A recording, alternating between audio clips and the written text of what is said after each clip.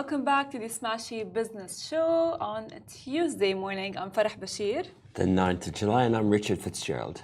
And today we're going to be talking about a really cool stuff. So if you guys, this is for the hustles and the businessmen of Dubai. So we're going to be talking about Dubai's 20-minute city vision drives metro station expansion to 140 stations, and Saudi Vision 2030 boosted by all-time high of $753 billion in liquidity. And of course, Eric Trump announces family's expansion plans in the Middle East.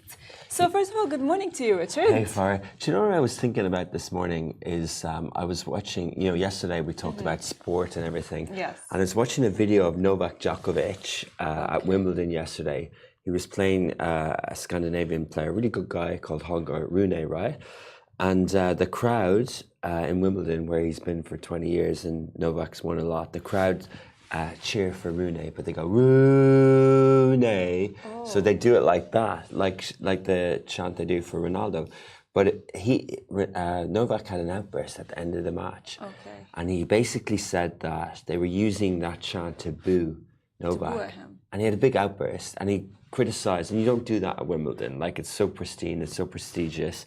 And he criticized the crowd, and he said, they're booing me, it's disrespectful, the players try really hard, it's disrespectful. And I was just thinking about it in terms of outbursts and reputation.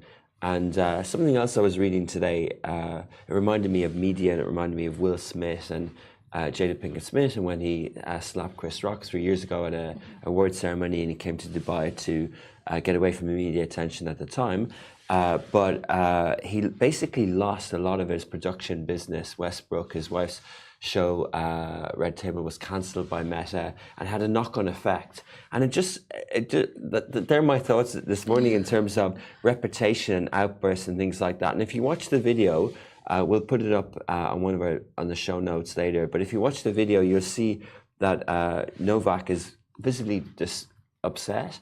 And he's sort of because he won the game in 3 sets, but he basically was interviewed on the court afterwards, and he said good night to the crowd in a booing way, to show that you can stretch out words as a way of saying a booing, So yeah, I think he's doing his reputation harm, and I think he'll have commercial knock-on effect and reputation damage because of how he's expressing his negative emotions publicly like that, rather than navigating the end of his career in a more sophisticated way. Do you think that when players in sports and any person really gets booed, do you think that it really affects their performance?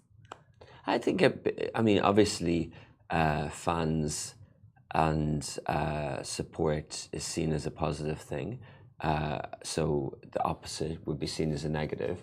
But I think the true great champions really isolate, because if you're playing a game and you're conscious of the crowd and the arena and the environment, then that's going to affect you positively and negatively. We see a lot of penalty shootouts in the Euros at the moment. Yeah. And I saw one psychology analysis of penalty shootouts where after you take the kick, you're supposed to you walk back to your team, and it's kind of them against us, and your team are a line of 10 people and their arms around their shoulders.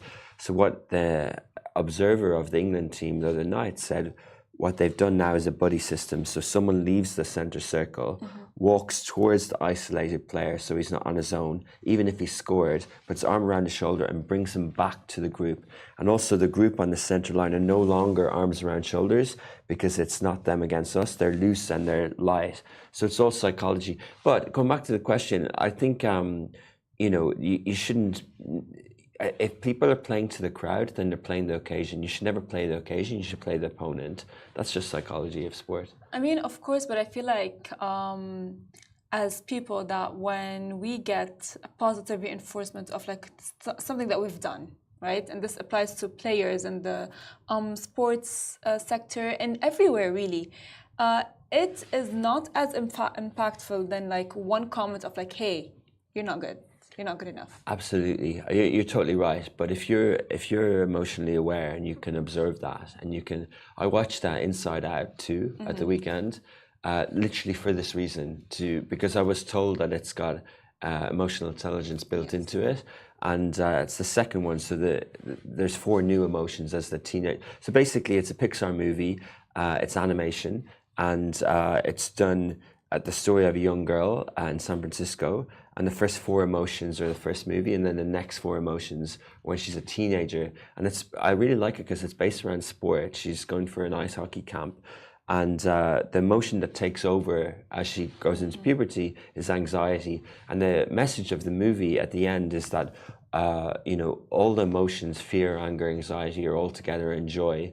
But they don't disappear. It's just about having emotion awareness. Like, it's not about, I thought it, and Ham's my better half explained to me that it wasn't just joy overcoming everything. It's actually about having all those emotions together. So if someone does say, hey, Rich, you're not that good at this, and if I let that really get to me, that's not really being emotionally intelligent. I should be able to compartmentalize that and not let it sort of get to me too much. Yeah, and similar with the boos of the crowd. Like, you shouldn't really let it get to you. I think there's something else at play there with Djokovic. I think he knows. There was. I think he knows that the top players at the moment, Sinner, world number one, the Italian, and also Alcaraz are more athletic than him, and 17 years his junior. And I think he knows this is the end. And there was not rumors, but there was reports that he had a knee operation. But Djokovic doesn't really do operations. Like, he doesn't do, it doesn't do anything that isn't like really necessary for his body, such as, he didn't take any vaccines or anything like that. And there was a whole thing about that, right? But so there was pictures of him in crutches after a tournament with his knee in a brace. And it was as if to say, this photo means I took an operation, but actually he wasn't. He was just in crutches, right, to give his knee a breath, right? But he didn't take an operation. And now he's trying to do a Grand Slam tournament again, and he's won the most in the world. But I think he knows. I think he knows that he's on the way out, and I think this is his sort of fighting way to sort of try and stay in it. But it just came out in the wrong way yesterday. But there's been a lot of the big four in tennis, there's been a lot of documentation of them leaving the sport. Amazon Prime did the last 12 days, released on the 20th of June for Roger Federer, and Murray got a send-off this week as well. And Nadal sort of semi-half retired at the French Open, but he didn't have a party. So it's kind of like they're on the way out. But clearly, like, it's just, it is a tricky one. And the other commentary around this thing, Eli Habib, the CEO of Angami, shared this post on LinkedIn yesterday from someone else in the region, a commentator who I didn't know before, but we'll look up his stuff. But basically, this industry professional in the region referenced Joe Biden, and he brought up this point about knowing when it's time to retire.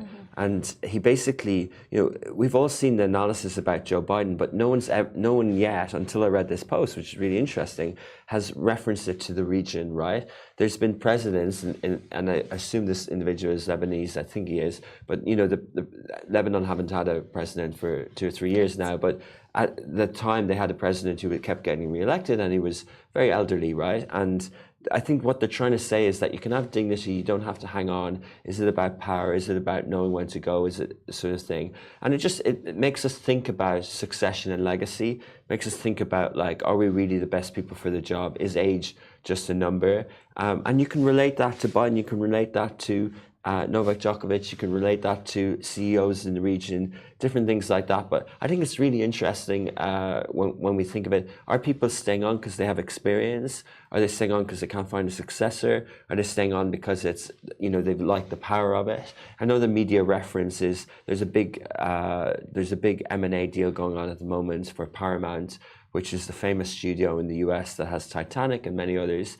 And that used to be under the Redstones, Sumner originally, and he passed a few years ago, and his daughter Sherry now runs it, and she's in her 70s, and it's loss-making per se. It's got lots of debt. I don't know if it's loss-making, but it's got about $12 billion in debt. and there's two people vying to buy it, two entities vying to buy it. And she had the deal done, and then in the last minute in the boardroom, she said, "No, I don't want to let go of my crown jewels." And she said no, and she wobbled, and now it's going back again, and they're trying to sweeten the deal. But it's kind of like they're kind of saying, "Hey, let us do it now." Yeah. And she is getting a good price for it. But so it's just all these things. There's many anecdotes, there's many stories, and people will reference different things about people holding on to things. I for one do like the idea of extending, not retiring early and things like that. I do think it's important for people if they have the capacity to continue. Yeah. I mean, we know like for Novak that he got frustrated because he did say that he has won the championship 7 times before, and people were like kind of like doubting him. So I think honestly, like if I was him, I would be as well kind of like annoyed because like, hey, like what are you guys talking about? I won this like 7 times before. So what is this thing that you guys are having or holding against me? Yeah, exactly. Exactly, but he's never been the biggest supported player. Like he's always had a bit of this, but I think the interviewer trying to save the reputation of Wimbledon is like, no, maybe they weren't, and he turned around and he said, I've been on the tour 20 years. I know all the tricks. I know what they were doing. Don't disrespect me, But yeah, we can earn respect in different ways. There's no doubt that Novak's one of the greatest players of all time, mentally and technically. He's won the most Grand Slams, and facts speak for themselves. But it's the same with Ronaldo. Like people love to boo Ronaldo, and they love to trigger him. When he was in Abu Dhabi in earlier this year, he got sent off. He got triggered by something as well. So people do love to boo him and love to write him off. But this is just, I guess, sometimes the price that what goes with being successful, being the top of your game. I mean, like for when you're being successful, there are always people that are cheering for you and people that are booing for you. But we know with Novak, because people are mainly like they are advocates for, I would say, Nadal. Right, Nadal, and that's why you know what I mean. So I feel like it's kind of like a competition between him and Federer as well. Federer, Nadal. Yeah, and Murray was there at the time as well. But they love him more than Novak. Yeah, it's kind of it is interesting. Yeah, you all have your fans in sport. Yes. Like in Formula One at the moment, Max Verstappen is the outspoken one.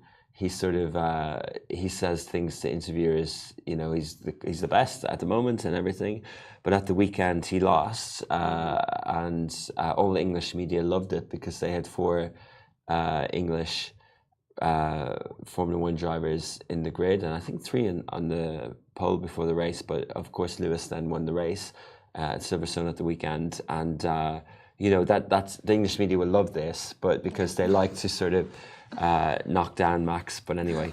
Well, who's your favorite? Formula One? Between like Novak, Federer and Nadal. Over the years, I respect them all. I respect them all. I kind of liked Novak for a while. I respect them all. My favorite now is Alcaraz. Sinner's excellent, but I've liked Alcaraz for a few years, and I got to interview him in Abu Dhabi recently at the Mubadala Tennis Championship, and we've had him on this show actually. Not this show, the Love in Dubai show. That's a good point. We actually did have him on the show. So I like Alcaraz, but I also hope that he doesn't sort of get sucked into all the media attention. I hope that he stays focused. He's a real fighter, though, and he's got all the shots. He's excellent. I mean, Alcaraz, his idol was Nadal. So which is honestly very interesting. I mean, tennis is a beautiful sport. Yeah, it is. Yeah. And Novak actually put a tweet out recently. Saying that it's dying, it's in danger, and I thought of this, like if you drive around Dubai now, or if you look up, you don't see many tennis courts, but you see paddle places everywhere. That's true. And even in Riyadh and places like that, and the business analysis was that you can put 3 paddle courts for the price of 1 tennis court, and you can book them out a lot more. So the commercial incentive to open paddle clubs versus tennis is higher and higher. It's a real danger. And they have the similar issue in the US because they have pickleball, which is a version of paddle. Yeah. It's just a different style, but it's basically the same size court. So they have the same economic and conundrum. And that's why Saudi, when they were putting in the bid, a couple of billion, I think you and I discussed it previously, for the for the. I think the ATP or the WTA are they going to create their own one, and yeah, definitely tennis is in a bit of a pickle. No pun intended for pickleball. Well, I would say it's a very interesting talk about tennis and sports, but let's jump to our stories for today. Dubai's 20-minute city vision drives metro expansion to 140 stations. So the Dubai Metro expansion plans aim to significantly improve transportation efficiency and urban livability, by increasing stations from 64 to 96 by 2030 and further to 140 by 2040. Now, this initiative is part of the 20-minute city concept, which, by the way, I'm so excited for it. It seeks to reduce commute times, alleviate traffic congestion, and enhance accessibility to essential services within neighborhoods. I honestly am very excited for this because, with Dubai and the traffic and so on, 20 minutes seems the perfect time to reach anywhere. Yeah, I think when they were building the line originally in Neom, it was mentioned as a 15 or 20-minute city, which, is a nice catchphrase. But I think in reality, there's always going to be traffic and the city is getting bigger. Metros originally, people who build them and involved in them know how big a project they are. Like there's a metro that's half built in Cairo. There's one that isn't ready yet in Riyadh, but Dubai one works. $4.95 billion, 18 billion dirham is not an insignificant amount of cash to be building out. Willie Chahabi on the show last week on Wednesday talked about this, and he just basically talked that before it was sort of built on Sheikh Zayed Road, and now Dubai has developed so much. Farah basically gave the reference that on his app, Keeper, PropTech app that Willie, the CEO and founder of, he basically said they did some research and they said that the number of units by community, Dubai Marina used to be by units, not by size or residents, and had 29,000 units, and JVC now has 32,000, and JVC doesn't have public transport. It's maybe buses, but it doesn't have a metro link.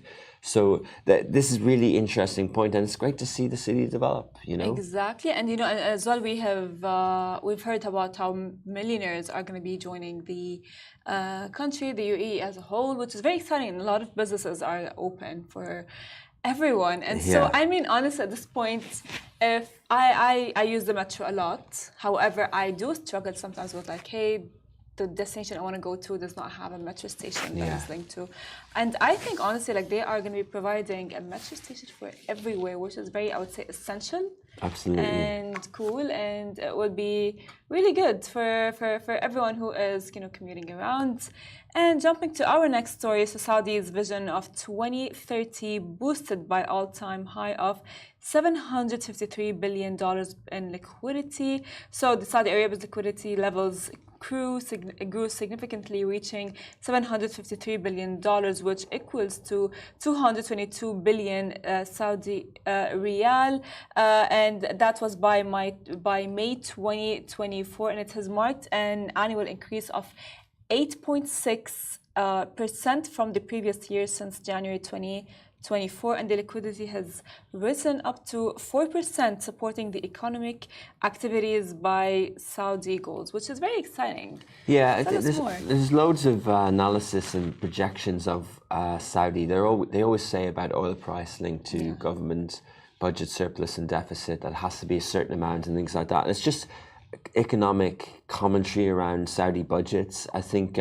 despite the strong liquidity, Saudi actually posted a budget deficit of 12.3 billion riyals, which is $3.3 billion in the first quarter of 2024, attributed to lower revenues, oil revenues, but not all revenues are a slight increase. There's analysis of how are they going to fund the giga projects. PIF has invested in many diverse portfolio of things around the world. They've tapped the sukuk, or the bond market, to get a lot of extra cash in. They've moved some of Aramco's percentage onto PIF. They've paid dividends into that way. But FDI, foreign direct investment, a lot of financial instruments are needed to fund the giga projects. But yeah, I mean, it's healthy, right? The sukuks are being raised, the bonds are being raised. They're doing roadshows, like you mentioned yesterday or the day before that. The CEO, the chairperson of Aramco, spoken on a tour recently, saying that you'd be foolish not to buy Aramco shares. So there is demand for these things.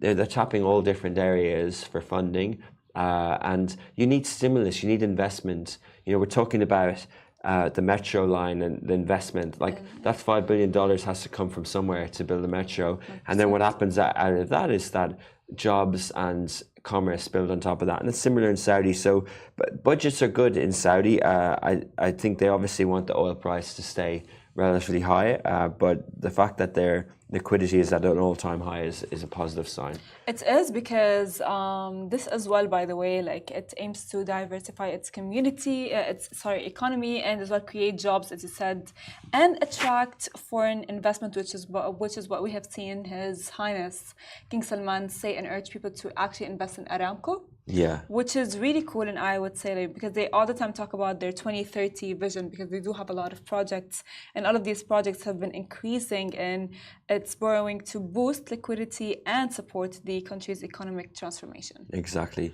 Which is very exciting. So jumping to our last story, Mr. Trump.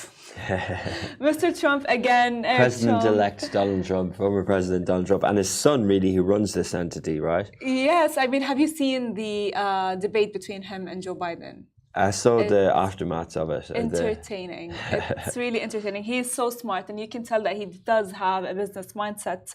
Well, of course, if he has a business mindset, his children must have as well business mindsets. Yeah. They must have grown up with that. Trump's dad was in real estate, and that's how he got into it. Oh, really? We talked about this last week with Walid as well, about the Trump Tower in Jeddah, and why he's building it, with Darul Khan and the reputation management and stuff like that. But basically, there's more. You've got more news about the wider Trump property organization in the Middle East. So Eric Trump announces family's expansion plans in the Middle East. You guys, this is so exciting. The Trump organization, led by Donald Jr. and Eric Trump, is partnering with Saudi Arabian company Dar Global. Yes, sorry, I thought it's like Dar Al Global. Dar Global, to launch a luxury resort in Oman and build a Trump Tower in Jeddah. Now, Trump already operates a golf course in Dubai with local developer Damak. However, these dealings pose a conflict of interest if Trump is re-elected, especially given Oman's role in negotiations with Iran and US efforts to encourage Saudi Arabia to normalize relations with Israel. Which I think, honestly, if Trump is re-elected, what would you expect if Trump is re-elected out of Trump's business and real estate market? Similar to last time. I think they'll run it the same way. I think some of the quotes from Donald Trump Jr. Allude to the fact that even now Donald Trump Jr. is here, even when Trump isn't president. So they'll just run it separately. Trump Sr. will step away from the management of the property business, and his family and son will manage it. So they'll run it the same. I think we were unsure beforehand, and I think there was a lot of conversation around the time when Mike Bloomberg was running for president. How would he run Bloomberg and the presidency? And I think if you step away from it, but then how do you fully step away from it? But if you step away from it and you're not involved in decision making, if you're not taking a salary, if you're 9 to 5, although in theory, like if your job and your salary is to be president of the United States, then that's your job, and you can't be running a property conglomerate at the same time. But yeah, it seems like the Trump property development group is run by Donald Trump Jr. at the moment. I actually honestly agree with you, because in response to the conflict, Eric Trump told the Financial Times, "I don't personally deal with foreign governments." Additionally, he stated, saying, "I'm not the one walking into a local municipal building to get a permit for a golf club." Which I think, honestly, at this point, I am really impressed by Donald Trump and his children in the real estate market, and I think of them, they maybe deal with politics as like in a businessy way rather than in a politics way, which is what makes them really successful. Yeah, do you think he's going to get reelected? you know, there's like I think you know the common thing to say for business people traveling the world this year is, oh, X billion people in the world are going to the polls, therefore blah blah blah. But I think we get caught up in this thing too much, you know, and it just you know just because the amount of elections that are taking place around the world this year, if you add up the total population in those countries, it becomes a 4 billion figure. But the turnout in Iran last week was 40%. Sure. The turnout in the US is going to be less. The eligibility to vote is over 18, and et cetera, et cetera. So I just think we get preoccupied. Like I look at all business people in the US now picking one or the other candidates, and obviously it's important, and obviously you know, decisions that politicians make have an impact on business people. But just, you know, just get on with your job. You know, like you know, if we were preoccupied with what the health ministry are doing, do we have to have an opinion on what drugs are regulated or how hospitals are regulated? No, there's specialists for that. There's ministries for that. I just think sometimes people should just stay in their lane and, you know, like not wax vocally all the time about things they have no view on, and no real reason to have a view on, and they can argue that yes, it is important, but how important is it? Like there is going to be ramifications, absolutely, but if you focus on you and you build you and you do you, then you know it doesn't really matter what's happening. It does not matter, but people are very entitled to their own opinions, and when they are entitled, they feel like that. They have the freedom of speech, specifically in the United States, and they are there like, hey, I want to say my opinion, and they do. There's an opportunity cost to speaking, Farah. There's an opportunity cost to saying your opinion. Of course you're entitled to it, but it's a waste of time. It's a waste of time and energy, and they get caught up in it, you know? And Western media and Western and US elections dominate the chat around the world. Why should it? You know, it's just one country. So you know, our headline was that Trump are doing developments in the region, and they're not even one of the good ones. You know, we've got better developers here. Of course, so keep trying, Donald Trump Jr., but there's better developers here than what you've got. I mean, I agree with you, honestly, you know, but I mean, Dubai is Dubai, you know, a lot of great developers are here, and more will be coming. Absolutely. And more buildings and more communities will be opening and doing so. But absolutely. This brings us to the end of the show. Thank you so much, Rich. I honestly really enjoyed talking to you today and every day. Thanks, Farah. You guys, this brings us to the end of the show. So once again, big shout out to the Smashi Business newsletter. We had all these stories in more detail. I read them this morning, and it's a nice, succinct way. If you don't have 40 minutes to listen to the show, we are available on all podcasts, Apple, Angami, Spotify. We're also live on YouTube and on the Smashi TV streaming service. Bye-bye.